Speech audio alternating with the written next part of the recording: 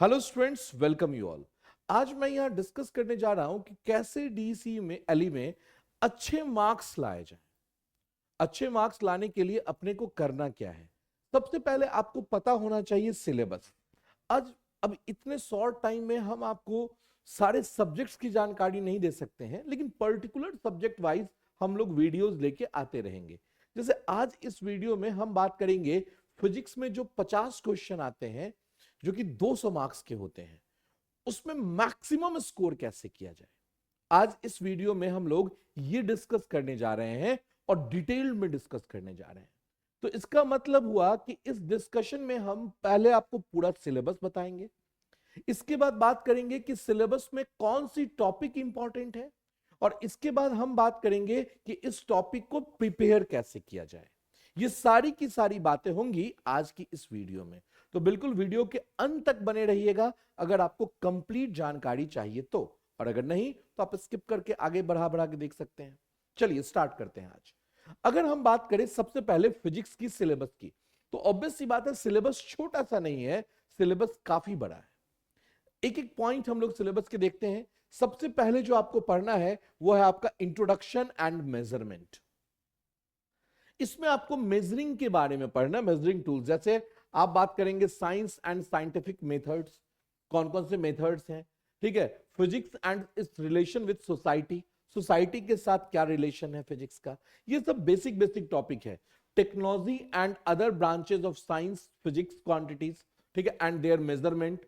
Unit and unit, जैसे आप पढ़ते होंगे CGS unit, MKS unit, FP unit, FPS unit, SI unit, इन सब की बातें की जाएंगी आपको इस यूनिट के अंतर्गत।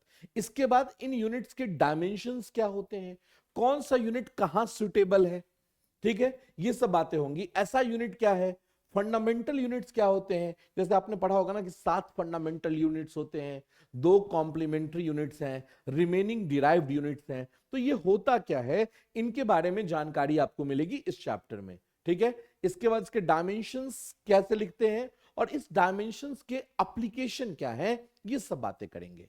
इसके बाद इसमें आपको एक्यूरेसी एंड प्रिसिशन की बात करेंगे कि जैसे कि कोई वैल्यू आया 3.6666 या 3.65432, तो इसका प्रिसिशन कैसे करेंगे, ये चीजें बात करेंगे, ठीक है। इसके बाद सिस्टमेटिक एंड रैंडम एरर्स क्या होते हैं, इनकी बातें की जाएंगी।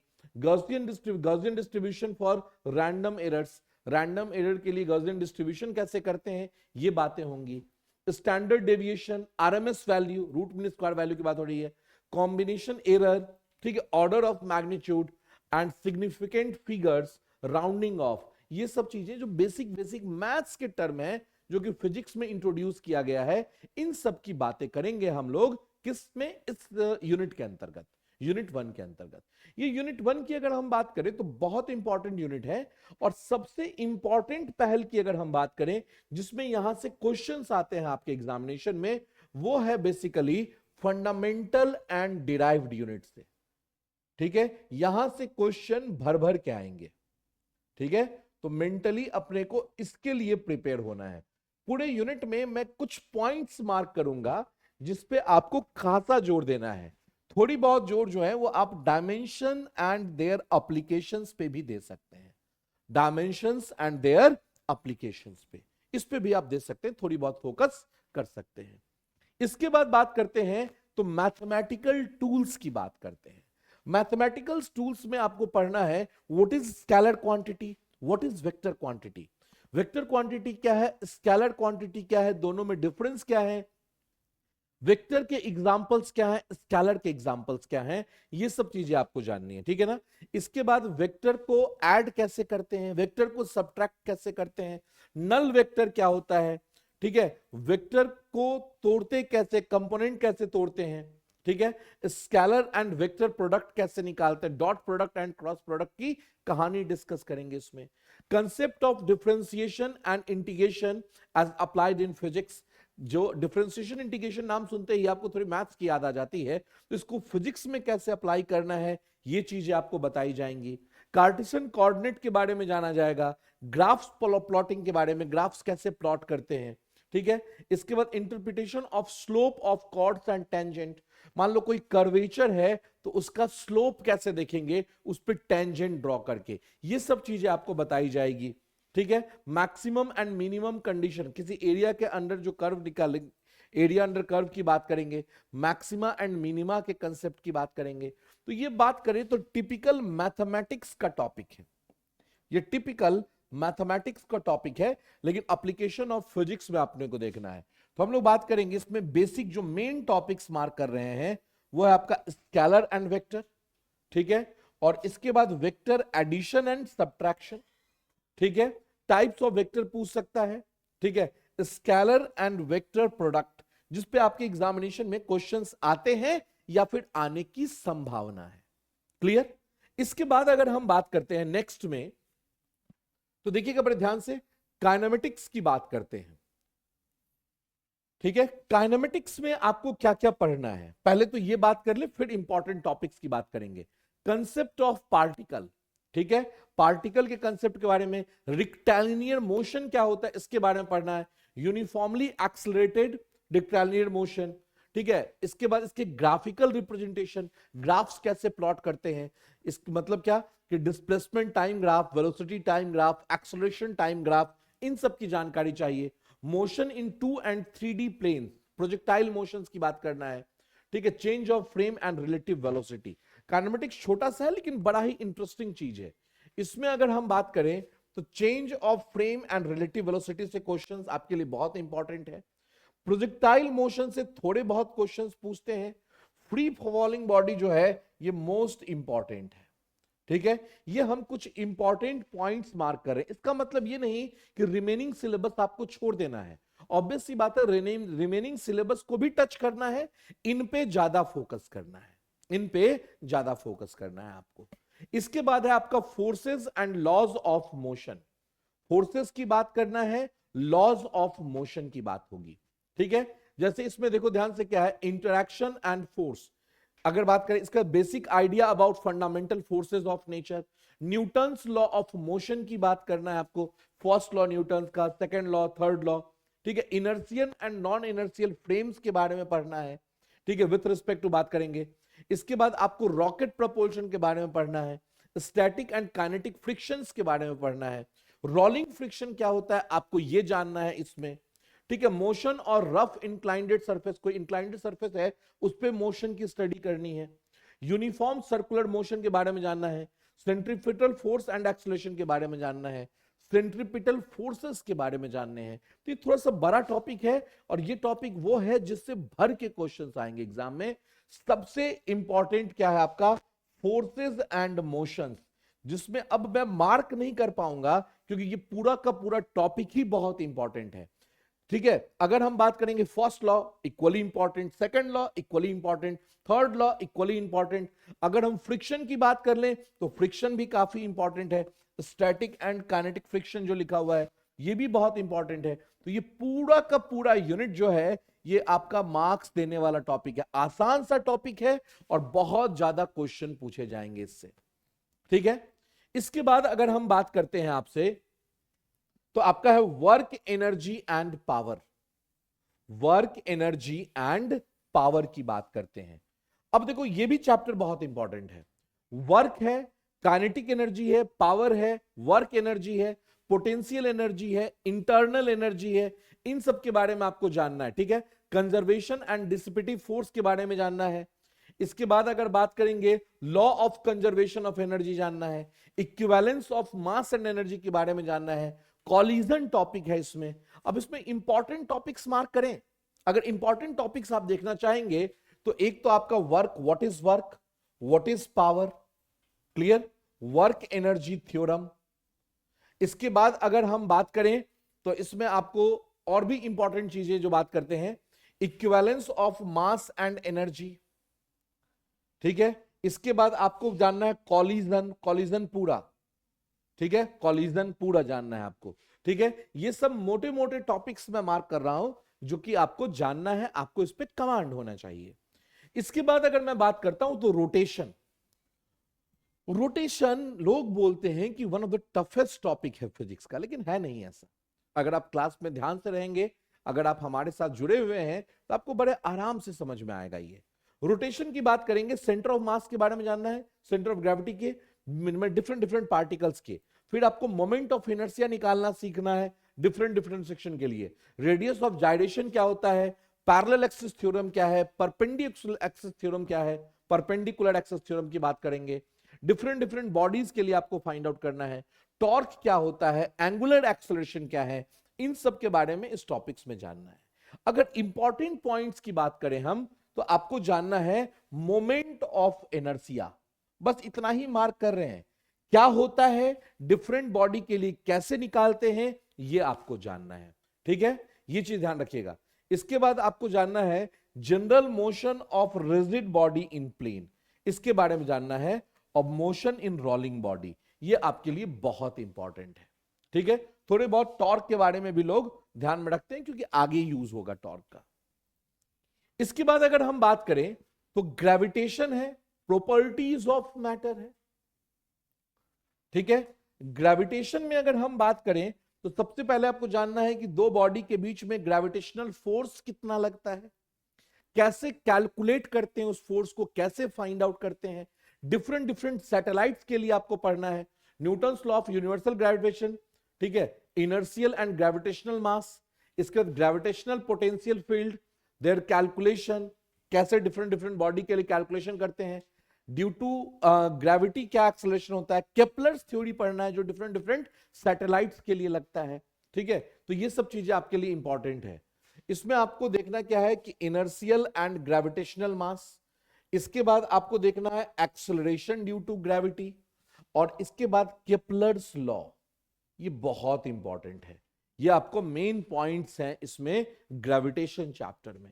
प्रॉपर्टीज ऑफ मैटर की बात करेंगे तो इसमें आपको स्टेट ऑफ मैटर जानना है, कितने स्टेट होते हैं, जैसे आपने 5 स्टेट जाना होगा, 3 स्टेट आपको डिटेल में पढ़ना है, तो इसकी बातें करेंगे। Solid, elastic properties, Hooke's law, Young's modulus, bulk modulus, shear and rigidity modulus के बारे में बात करना है, ये सॉलिड के लिए है। लिक्विड के लिए आपको कोहेजन एंड एडिशन जानना है, सरफेस टेंशन जानना है, सरफेस एनर्जी के बारे में जानना है, एंगल ऑफ कांटेक्ट जानना है, molecular theory of surface tension, capillarity की बात करना है, किसी ड्रॉपलेट के अंदर या बबल के अंदर एक्सेस प्रेशर कितना होगा, ये आपको जानना है। अब इसमें मेन पॉइंट्स मार्क करें तो आपको Hooke's law, Young's modulus, bulk modulus, इसके बारे में जानना है, शियर एंड रिजिडिटी मॉडुलस, बहुत इंपॉर्टेंट। इसमें कोहेजन एंड एडिशन जानना है, सरफेस टेंशन के बारे में जानना है, कैपिलरिटी के बारे में जानना है, pressure inside bubble and drops के बारे में जानना है। ठीक है, ये आपके लिए इंपॉर्टेंट पैरामीटर्स जो आपको ध्यान में रखना है अगर आपको मार्क्स लाना है तो। इसके बाद काइनेटिक थ्योरी ऑफ गैसेस आपको जानना है, काइनेटिक थ्योरी ऑफ गैसेस, ये भी आपके लिए बहुत इंपॉर्टेंट है। अगर हम बात करें काइनेटिक थ्योरी ऑफ गैसेस की, ये भी इक्वली इंपॉर्टेंट है। ठीक है, काइनेटिक थ्योरी ऑफ गैसेस। इसके बाद बात करेंगे वैन डर वाल इक्वेशन, ये सब डेरिवेशन नहीं रिक्वायरमेंट है, लिखा हुआ डेरिवेशन नॉट रिक्वायर्ड, क्योंकि आपसे ऑब्जेक्टिव क्वेश्चंस पूछे जाएंगे। इसके बाद अगर हम बात करेंगे फ्लूइड डायनामिक्स की, तो आपको स्ट्रीमलाइन बॉडी के बारे में जानना है, विस्कोसिटी बहुत इंपॉर्टेंट है, कोएफिशिएंट ऑफ विस्कोसिटी के बारे में जानना है। ठीक है, रेनॉल्ड्स नंबर के बारे में थोड़ा बहुत जानना है। ठीक है, इसके बाद आपको बर्नौलीज थ्योरम के बारे में जानना है एंड इट्स एप्लीकेशन, ये आपका इसमें इंपॉर्टेंट पॉइंट्स है जो कि आपको ध्यान में रखना है। इसके बाद अगर हम बात करते हैं हीट एंड थर्मोडायनामिक्स, थर्मोडायनामिक्स में आपको zeroth law, first law, second law, temperature scale, ये सब जानना है। हीट ट्रांसफर की बात करेंगे, कंडक्शन, कन्वेक्शन एंड रेडिएशन के बारे में बेसिक नॉलेज की जानकारी चाहिए। अब अगर इसमें इंपॉर्टेंट पॉइंट की बात करेंगे तो आपका हीट एंड टेम्परेचर की जानकारी, थर्मल इक्विलिब्रियम किसे कहते हैं, जीरोथ लॉ क्या है, ठीक है, इसके बाद आप बात करेंगे फर्स्ट लॉ क्या है, ठीक है ना, ये आपको जानना है। थर्मोडायनामिक स्टेट के बारे में जानना है, फेज के बारे में जानना है। ठीक है, थर्मोडायनामिक प्रोसेस के बारे में जानना है, thermodynamic process, reversible, irreversible, isothermal, adiabatic, isobaric, isochoric and polytropic, इनके बारे में आपको थोड़ा सा जानकारी चाहिए। ठीक है ना, इसके बाद अगर हम इससे आगे आए तो आपको थर्मल कंडक्टिविटी ऑफ मटेरियल जानने हैं। ठीक है, कंडक्शन, कन्वेक्शन एंड रेडिएशंस के बारे में जानने हैं। ठीक है ना, इसके बाद ऑक्सीलेशन की बात करते हैं। ठीक है, दोलन जिसे आप कहते हैं।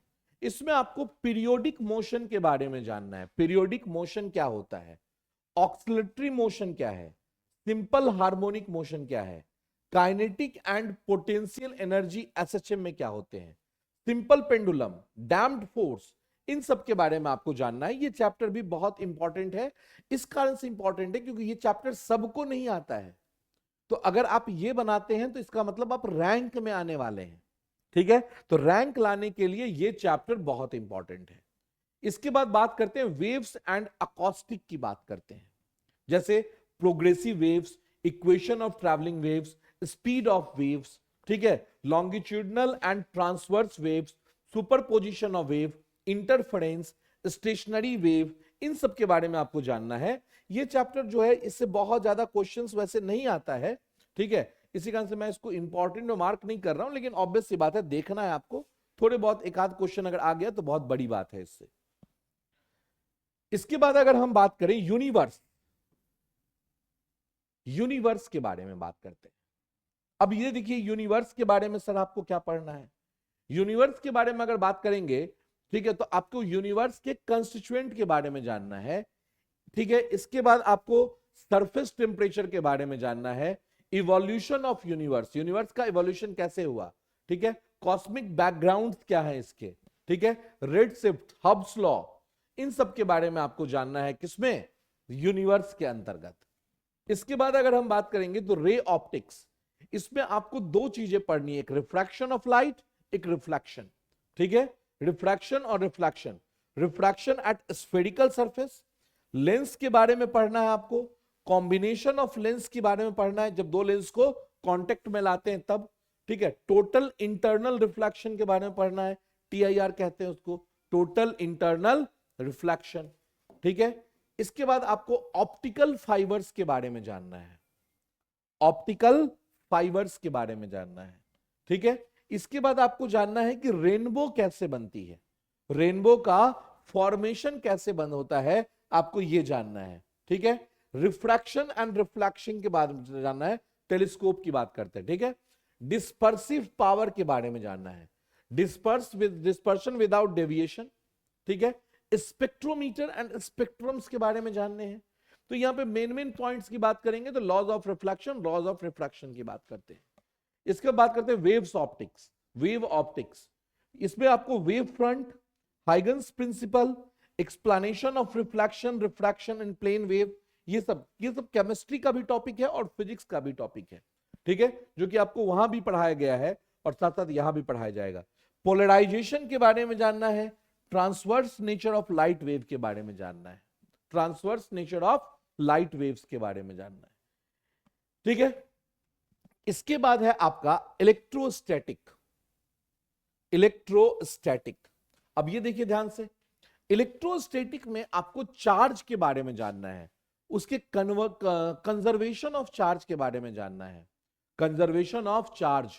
ठीक है, इसके बाद पोटेंशियल और पोटेंशियल फील्ड के बारे में जानना है, इसमें गॉस थ्योरम के बारे में जानना है। ठीक है, तो ये सब चीजें इसमें जानना है। देखो ध्यान से, चार्ज एंड देयर कंजर्वेशन, ठीक है, कूलम्ब्स लॉ जानना है आपको, गॉस थ्योरम जानना है। ठीक है, ये सब चीज आप देखिएगा। ठीक है, इसके बाद चार्ज कंडक्टिंग शीट के बारे में जानना, हॉलो कंडक्टिंग स्फीयर के बारे में जानना है, इलेक्ट्रोस्टैटिक इंडक्शन के बारे में जानना है। ठीक है, इसके बाद आपको कैपेसिटर्स के बारे में, ग्रुपिंग ऑफ कैपेसिटर्स के बारे में जानना है। ये सब टॉपिक्स आपके लिए बहुत इंपॉर्टेंट है जिसका मैं जिक्र कर रहा हूं। इसके बाद अगर हम बात करें तो करंट इलेक्ट्रिसिटी आपको जानना है, करंट इलेक्ट्रिसिटी। ठीक है, करंट इलेक्ट्रिसिटी, अब आप सिलेबस देखिए ध्यान से, इसका करंट इलेक्ट्रिसिटी का क्या सिलेबस है, तो concept of drift velocity and mobility. ठीक है, करंट डेंसिटी के बारे में आपको जानना है, ओम्स लॉ क्या होता है, इस पे क्वेश्चन बहुत पूछा जाता है। ठीक है, resistivity, conductivity end of various material, ये आपको जानना है। शॉर्ट सर्किटिंग के बारे में आपको जानना है। ठीक है, कार्बन रजिस्टर के बारे में जानना है आपको। ठीक है, इसके बाद आपको बात करना है व्हीट स्टोन ब्रिज के बारे में और इसके एप्लीकेशन के बारे में। ठीक है, ये सब मेन की पॉइंट्स हैं जिसपे आपसे क्वेश्चंस पूछे जाएंगे। इसके बाद thermal and chemical effect of current, ठीक है, करंट का थर्मल और केमिकल अफेक्ट क्या होता है, जैसे आपका heating effect of current, Joule's law, thermocouple के बारे में जानना है, ठीक है, elementary idea of Seebeck effect के बारे में जानना है, ठीक है, इसका Peltier and Thomson effect, Faraday's law of electrostatic, बहुत इंपॉर्टेंट, फैराडेज लॉ के बारे में, ठीक है, इसके बाद dry cell, lead accumulator, nickel cadmium cell, button cell, इन सब के बारे में आपको थोड़ी थोड़ी जानकारी चाहिए। इसके बाद अगर हम बात करते हैं तो आपका है magnetic effect of current, magnetic effect of current, current का मैग्नेटिक अफेक्ट, ठीक है, इसमें क्या है आपका ऑर्सेट एक्सपेरिमेंट्स है, बायोट-सवार्ट्स लॉ है, magnetic field due to straight wire and circular loop carrying current, ठीक है, magnetic field due to solenoid, solenoid के कारण पढ़ना है आपको, मूविंग कॉइल, गैल्वेनोमीटर के बारे में पढ़ना, गैल्वेनोमीटर थोड़ा ध्यान से पढ़ना पड़ेगा आपको, ठीक है, और इसको यूज कैसे करते हैं ये चीज बेसिक आपको देखना है, ठीक है ना, force between two parallel conductor carrying current, ठीक है, डेफिनेशन ऑफ एम्पियर, ये सब बहुत इंपॉर्टेंट है, क्लियर। इसके बाद अगर हम बात करते हैं इसी में, तो यह है आपका electromagnetic induction and alternating current, electromagnetic induction and alternating current, जैसे इसमें आपको पढ़ना है फैराडेज एंड लेंज लॉ, बहुत इंपॉर्टेंट की बात करते हैं, ठीक है, alternative voltage and current, RMS, peak and average value of voltage and current, ठीक है, इसके बाद आपको देखना है AC generator, chalk and starter, जो चॉक एंड स्टार्टर की बात करते हैं जो पहले ट्यूब में लगते थे, इन सब के बारे में आपको थोड़ी बहुत जानकारी चाहिए, ठीक है। इसके बाद आपको देखना है मैग्नेटिज्म, ठीक है, कि अगर मान लो कहीं इलेक्ट्रिक फील्ड फ्लो हो रहा है, ये इलेक्ट्रिक फील्ड है, तो ऑब्वियस सी बात है कि मैग्नेटिक अफेक्ट क्या प्रोड्यूस होगा, ठीक है ना, इलेक्ट्रोमैग्नेटिक वेव क्या प्रोड्यूस होगा, आपको ये देखना है। अब देखो इसमें बेसिक मेन कर रहे हैं, बार मैग्नेट आपको देखना है, बार मैग्नेट क्या फील्ड क्रिएट करता है आपको ये देखना है, ठीक है ना। इसके बाद आपको देखना क्या है इसमें, अर्थ मैग्नेटिक फील्ड, ठीक है ना, earth magnetic field, ferromagnetic and diamagnetic substance, इनकी बात आपको करनी है इसमें। इसके बाद जो है आपका इलेक्ट्रोमैग्नेटिक वेव, ठीक है, इलेक्ट्रोमैग्नेटिक वेव आपको बहुत ज्यादा नहीं देखना है, आपको basically basic contribution of Maxwell, Hertz, Bose and Marconi, इसका आपको बेसिक योगदान देखना है क्या है, ठीक है। इसका microwave, infrared, optical, ultraviolet, X ray, gamma ray, radio active waves, इन सब के बारे में छोटी छोटी जानकारी चाहिए, ठीक है, बहुत डिटेल में जानकारी नहीं चाहिए। इसके बाद बात करते हैं हम atomic and nuclear physics, atomic and nuclear physics, ठीक है। अब देखिए यहां पे ये क्या है आपका डिस्कवरी ऑफ इलेक्ट्रॉन, ये आप ऑलरेडी केमिस्ट्री में पढ़ेंगे, Rutherford scattering experiment, Bohr's model and atom, hydrogen spectrum, photo electric effect, ये सब आपको केमिस्ट्री का भी टॉपिक है, ध्यान रखिएगा, तो एक जगह अगर पढ़ लीजिएगा तो दोनों जगह आपका ये हैंडल हो जाएगा, ठीक है। मास एनर्जी पर न्यूक्लियॉन्स विथ मास नंबर, ठीक है, तो ये सब चीजें आप पढ़िएगा, alpha beta and gamma decay, ठीक है, रेडियो एक्टिव डिके, ये सब आपको केमिस्ट्री में पढ़ना है, ठीक है, तो आप केमिस्ट्री में पढ़ेंगे। इसके बाद सेमीकंडक्टर डिवाइसेस के बारे में पढ़ना है कि बैंड गैप कंडक्टर सेमीकंडक्टर क्या है, ठीक है, एंड गेट, और गेट, नॉट गेट, ये सब क्या होता है, इन सब के बारे में बताएगा, एंड गेट, ठीक है। इसके बाद बात करेंगे NAND gate, NOR gate, binary number and Boolean algebra, ठीक है, ये सब पढ़ना आपको। ट्रुथ की बात करें, ठीक है। इसके बाद आपका बेसिक्स ऑफ कम्युनिकेशन, ठीक है, ये आपका क्वालिटेटिव ट्रीटमेंट में आता है, ये बहुत इंपॉर्टेंट नहीं है लेकिन थोड़ा बहुत आप इसको देख के रखिएगा, ठीक है ना। तो ये आपके फिजिक्स के बेसिक सिलेबस मैंने डिस्कस किए, जो जो पॉइंट्स मैंने मार्क किए वो पॉइंट बहुत इंपॉर्टेंट है। एक सिलेबस बड़ा है, एग्जाम टफ नहीं है, ठीक है, क्वेश्चंस एक लेवल का आता है, लेकिन फिर भी आप ये जानिए कि सबके लिए सेम लेवल का क्वेश्चन आता है, तो एग्जाम का टफनेस बहुत ज्यादा नहीं है, ठीक है, एग्जाम का टफनेस कोई बहुत ज्यादा टफनेस नहीं है। अगर आप प्रिपरेशन कर रहे हैं, अगर आप आज से इस एग्जाम का प्रिपरेशन करना स्टार्ट कर देते हैं, तो ऑब्वियस सी बात है आपका प्रिपरेशन बड़े आराम से हो जाएगा बहुत जल्दी, क्योंकि हम लोग इसमें प्रॉब्लम प्रैक्टिस भी करवाएंगे, थ्योरी भी पढ़ाएंगे, प्रॉब्लम प्रैक्टिस भी होगा, तो सारी फैसिलिटी आपको दी जाएंगी, ठीक है। इसके बाद आपको आपके टेस्ट भी होंगे, तो इससे आपका प्रैक्टिस जो होगा वो बूस्ट होते चला जाएगा। हर एक स्टूडेंट के लिए टाइम समान है, तो प्रिपरेशन आप आज से ही स्टार्ट कर दें, ज्यादा बेटर होगा, ठीक है। अगर हम बात करें तो इजी प्रैप ने आपके लिए कोर्स लॉन्च किया है इसका डीसी का। आप इस नंबर पे कॉल करके विशेष जानकारी कोर्स के बारे में ले सकते हैं, ठीक है। तो फिर मिलेंगे आपसे, तब तक के लिए thank you and have a nice day.